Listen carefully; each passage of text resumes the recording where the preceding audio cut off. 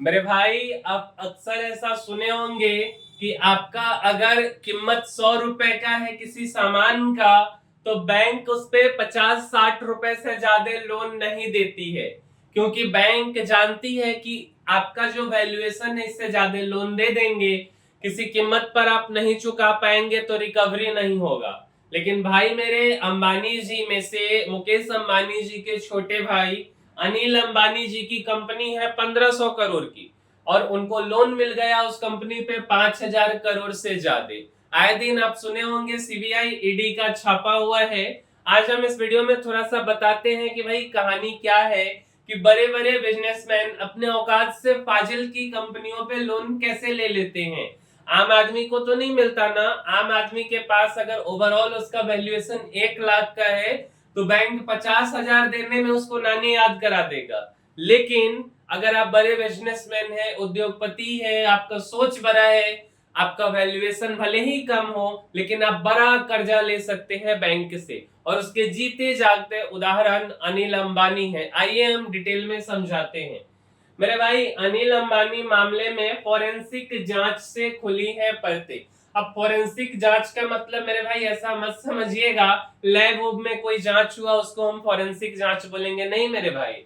क्या होता है ना कि किसी भी कंपनी का ऑडिट होता है, और ऑडिट कौन करते हैं, तो चार्टर्ड अकाउंटेंट सीए करते हैं। अब उसी सीए के दो प्रोफेशन, एक नॉर्मल ऑडिटर होता है, और जब नॉर्मल ऑडिटर किसी कंपनी को ऑडिट करने के लिए तैयार नहीं होता है, कंपनी में कुछ फ्रॉड निकलता है, तब उसका जो होता है चार्टर्ड अकाउंटेंट, बेसिकली उसका फॉरेंसिक ऑडिट होता है। एक तरह से वो सरकारी आदमी होते हैं, सीए ही होते हैं, जो कि बेसिकली कंपनी के ऑडिट करते हैं। हम सिंपल भाषा में आपको समझाने का कोशिश किए हैं, जब कंपनी में कोई फ्रॉड निकलता है तब जाकर के, और उसी को हम फॉरेंसिक ऑडिट बोलते हैं। तो इसी में पता चला है कि अनिल अंबानी की जो कंपनी है आरकॉम, उसने 1500 करोड़ रुपए वाली कंपनी को 5525 करोड़ रुपए दे दिए। सोचो कि कंपनी का वैल्यूएशन 1500, दे दिए 5525। बताते हैं आपको कहानी।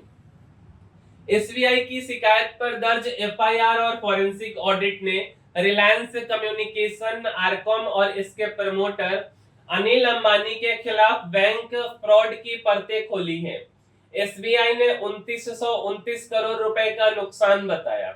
ऑडिट रिपोर्ट बताती है कि 41,863 करोड़ रुपए इंटर कंपनी डिपॉजिट्स के जरिए घुमाए गए। इसमें 23,128 करोड़ रुपए तो सीधे कनेक्टेड पार्टियों के पास पहुंचे। यानी नुकसान केवल एसबीआई का नहीं, बल्कि पूरे कंसोर्टियम बैंकों और विदेशी लेनदारों का भी है। ऑडिट में पता चला कि नेटिजन इंजीनियरिंग का वार्षिक टर्नओवर महज 1521 करोड़ रुपए है मेरे भाई, और नेटवर्थ सीमित थी। फिर भी आरकॉम ने 5525 करोड़ रुपए कैपिटल एडवांस दिया। 20 जनवरी 2016 को 5300 करोड़ रुपए ट्रांसफर हुए। 2017 में नेटिजन ने एमपीएनएल मध्य प्रदेश नेटवर्क लिमिटेड की संपत्ति खरीदी, और उसी दिन आरसीआईएल रिलायंस कम्युनिकेशन इंफ्रा को बेच दी। इस आधार पर आरकॉम ने अपना एडवांस राइट ऑफ कर दिया। कागज पर नेटिजन आरकॉम की सहायक कंपनी नहीं थी। अब बीओआई ने भी आरकॉम को फ्रॉड घोषित किया, मींस बैंक ऑफ इंडिया ने। एसबीआई के बाद बैंक ऑफ इंडिया ने भी आरकॉम और अनिल अंबानी को फंड डाइवर्जन के मामले में फ्रॉड करार दिया है। बैंक ने अगस्त 2016 में आरकॉम को 700 करोड़ रुपए का कर्ज दिया था, जिसमें से आधी रकम एफडी की गई। आरकॉम का कुल 40,400 करोड़ रुपए का कर्ज है।